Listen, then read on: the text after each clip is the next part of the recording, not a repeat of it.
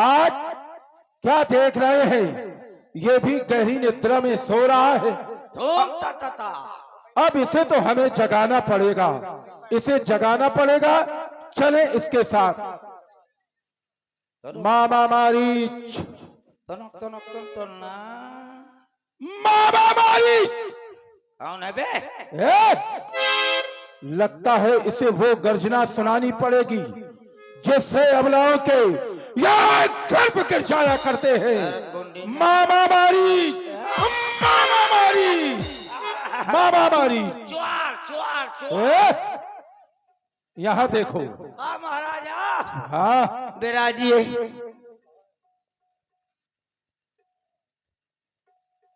इस वक्त आने का क्या कारण है? मामा मारीच, तुमने पूछा हमारे आने का कारण क्या है? बिल्कुल। तो सुनो, ये दो तपस्वी लड़कों ने, दो तपस्वी हमारी पंचवटी में आ गए हैं। अच्छा। दो तपस्वी लड़कों ने यहाँ पल में बेहुदा हरकत की है। खर दूसर तीसरा मारे है, नक्की सूप नखा की है। इसलिए पत्थर का जवाब हमें पत्थर से ही देना है। ये कटकाई नाक भगनी की तो भार्या उनकी हर लेना है।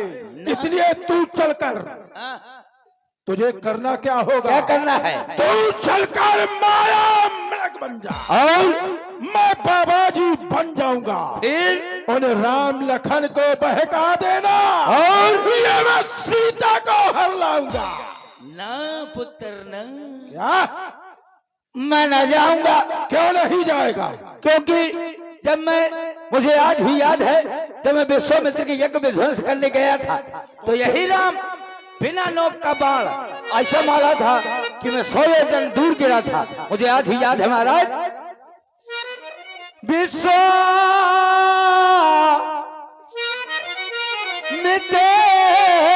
यज्ञ वाला वह अधछुड़ा बाण आंखों में है। मुझको 100 योजन पर फेंका वह राम बाण आंखों में है।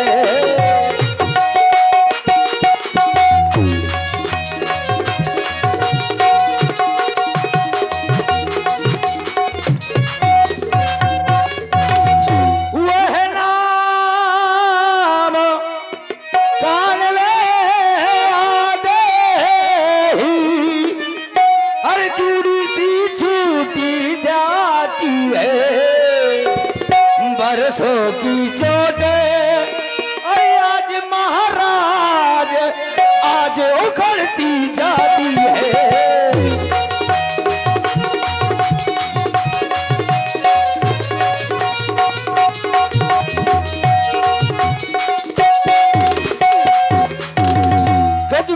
और देखिए, हम आप सबके बीच में बीरा क्षेत्र से जिला पंचायत सदस्य पद का जो चुनाव लड़ रहे हैं, ऐसे हमारे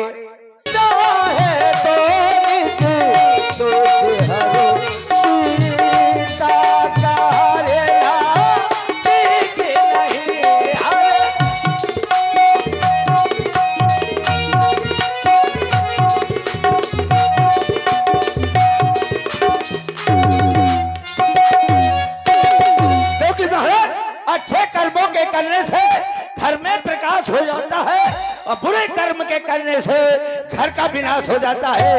तो अपना विनाश न करवाइए, पर नानी में कभी किसी का भला नहीं हुआ, इसलिए अपना विरोध अपने कुल का नाश न करवाइए। चुप हो जा। आज तू मुझे समझा रहा है, बड़ी बड़ी ज्ञान की बातें कर रहा है, मुझे समझा रहा है तू। अगर नहीं साथ देगा मेरा तो अब सुन, अगर नहीं साथ देगा मेरा तो ये सारा ज्ञान भुला दूंगा। ये जो ज्ञान है ना तेरे पास, सारा ज्ञान भुला दूंगा और सीता के हरने से पहले यमपुरी तुझे पहुंचा दूंगा। महाराज थोड़ी विचारने का समय दीजिए। विचार लो, ठीक है, अभी समय दे रहा हूं। महाराज रावण ने मारीच को कहा कि तुम जाओ, सोने का मृग बन जाओ, राम लक्ष्मण को बहकाओ। लेकिन मामा मारीच परिचित हैं राम जी के प्रभाव से। तब मारीच हृदय अनुमाना, न वही विरोधे नहीं कल्याणा। न वही विरोध नहीं कल्याण। मामा ये बताओ, इस जीवन में 9 आदमी से विरोध करने में कल्याण नहीं है। अच्छा नहीं जा रहे हो तो मारा जा रहा हूं, और जाओगे तो मारा जाऊंगा। तो ये 9 लोग कौन कौन से हैं जिनसे कभी किसी को विरोध नहीं करना चाहिए? ये 9 आदमी हैं। शस्त्री मम्मी प्रोफेसर धनी वैद्य बंदी कभी भानसपुरी। शस्त्री जो शस्त्र लिए हो उससे कभी बैर न करो, 2 हाथ दूर रहो। नहीं 160 रुपए के डालेगा मारेगा, धाव आप चले जाएंगे। मर्मी जो तुम्हारा भेद जानता हो कि तुम पहले कैसे रहे हो, उससे भी विरोध नहीं करना चाहिए, वरना अगर समाज में वो भेद खोल दे तो तुम्हारे जीवन का खतरा हो जाएगा। प्रभु जो तुम्हारा स्वामी हो, जो मालिक हो, जैसे ये हमारा स्वामी है, लंकाधिपति है, और उन्हीं के आधार पर अधीन हम लोग रहते हैं, तो ये हमारा स्वामी है, तो स्वामी से विरोध नहीं करना चाहिए। वैद्य जो डॉक्टर हो, डॉक्टर से भी विरोध नहीं करना चाहिए, उससे कभी लड़ाई नहीं लड़नी चाहिए। नहीं निकालेगा सुई, एक लगा देगा तो आप करेंगे उई उई या सीताराम। कवि जो कविता लिखता हो, कवि माने ये कहा जाए आजकल के युग के अनुसार मीडिया, पत्रकार, उनसे भी विरोध नहीं करना चाहिए। नहीं पता नहीं क्या चीज छाप दे जिससे तुम्हारे जीवन को खतरा हो जाए। हैं वैद्य बंदी कवि फानस गुनी जो रसोईया हो, जो खाना पकाता हो, उससे भी विरोध नहीं करना चाहिए। और नहीं खाना में तुम्हारे डाल देगा जहर, खिला देगा और तुम चित। अब ये 9 के 9 आदमियों से ये प्रभु समझ गए कि मरना तो है ही है, मरना तो है, जनांतरम तो मरंतरम, न जनांतरम तो मरंतरम। तो यहाँ क्यों मरूं? मैं प्रभु के हाथ से मरूं, ताकि इस चौघड़ी से मुक्त हो जाऊंगा। इसके हाथ से मारा गया तो पता नहीं किस नाली का गुजगुजा कीड़ा बन जाऊंगा। महाराज क्या विचार किया है? विचार लिया। क्या विचारा है? नहीं जाऊंगा। अरे नहीं जाऊंगा। ये नहीं हटा तो फिर जाऊंगा। और बोल कि जाऊंगा। जाऊंगा जाऊंगा। तो फिर मिलते हैं पंचवटी में। तुम क्या बन के आओगे? मैं बाबा का भेष धारण करूंगा। तो ठीक है, मैं मृग का तू भेष सोने का मृग बन जा।